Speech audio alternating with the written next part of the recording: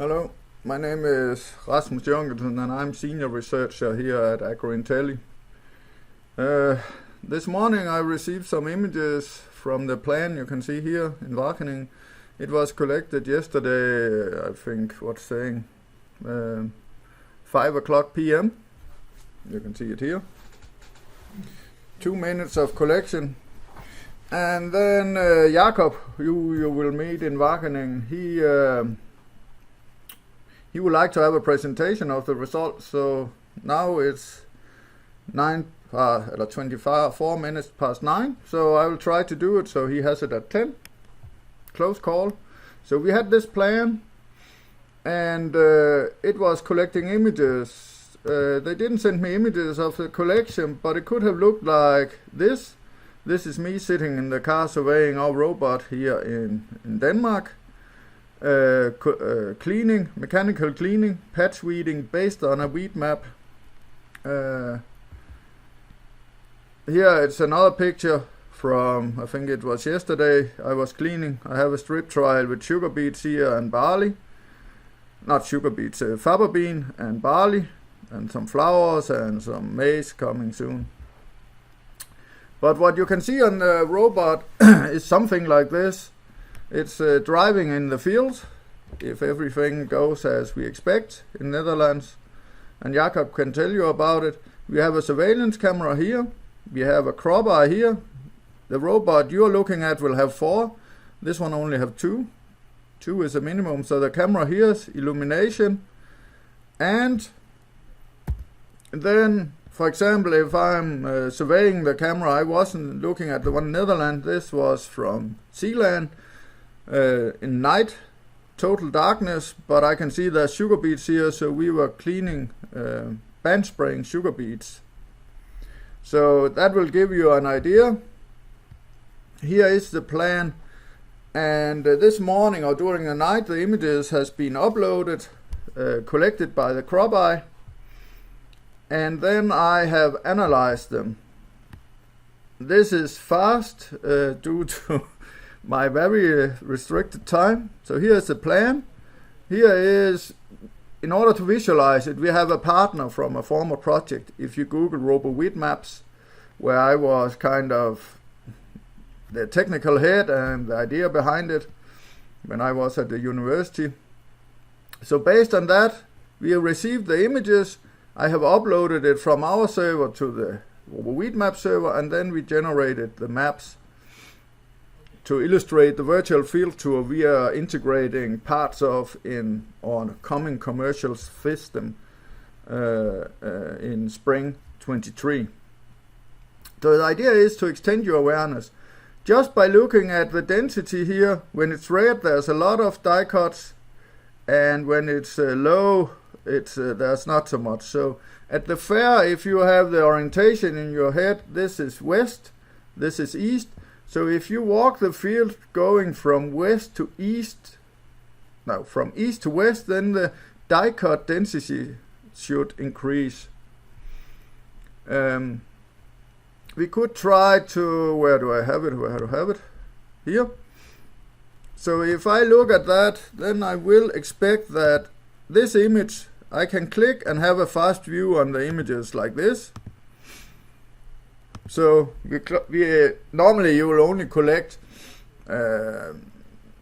approximately 400 images per hectare. Here at Stenser, this little 2 minutes collection, I can get some fast numbers. The coverage of dicot is quite low, and the coverage here of sugar beets is low.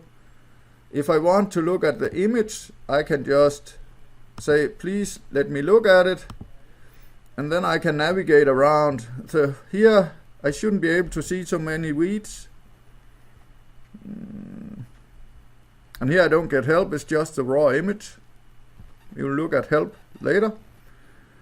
And if I take the other one, where it's dense, at least it's claiming it dense, it's saying that here the coverage of dicots is, the other one was 0.6%, this is 0.5%, sugar beets more. Then I can open that one just in raw format, zoom, and then I can navigate around, and hopefully here's a die cut, here's a small die cut, here's a small one. So definitely the density is higher here. So if you do a field walk, where was I? Then you can get an impression, hopefully by walking this direction, of the density. If you look at the sugar beets, if I turn this one off, then the density, there's perhaps a tendency to a lower sugar beet density here, and in the south end, in the middle, there should be an area where there's no sugar beets in these 2 rows driven. I hope they can tell Jakob, who's just arriving now from Denmark to the fair, which track was driven, so he can identify this spot where there shouldn't be any sugar beets. I could have made a GPS system, but yeah, time. Now there's half an hour left. I could also illustrate coverage, but the level is so low, so that's hard to use now. You can see coverage here. We have to go quite high before it starts to color. So, if you have a look at what are we looking at, this is the images you can look at. Turn this off. So here I can zoom, and you can see that it has marked the sugar beets. There's some small die cuts here.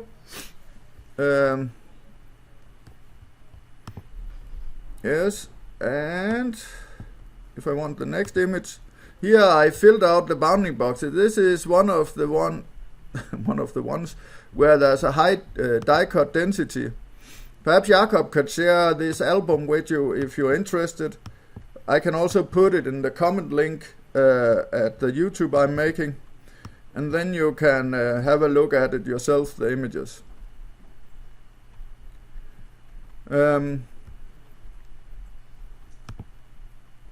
What is possible here is, if you can see all these bounding boxes, what I could do is just to extract all bounding boxes and tell, please let me have a look on the biggest ones. Here we are using our external partner currently, but we are collaborating on integrating if it's of interest. Here I've taken the 200 biggest weeds in the images we collected. Let's see if I can control this so you can get an idea. So this is the 200 biggest die cuts, and you can probably, and I scaled it 1.5 times. You can see here. Ask it to sort based on size, and there you get an impression of the weeds. Now I think you will know a lot more about what it is. The polar, I think it's called. The English names are not my strong side, but these one are classical and farmers don't like it.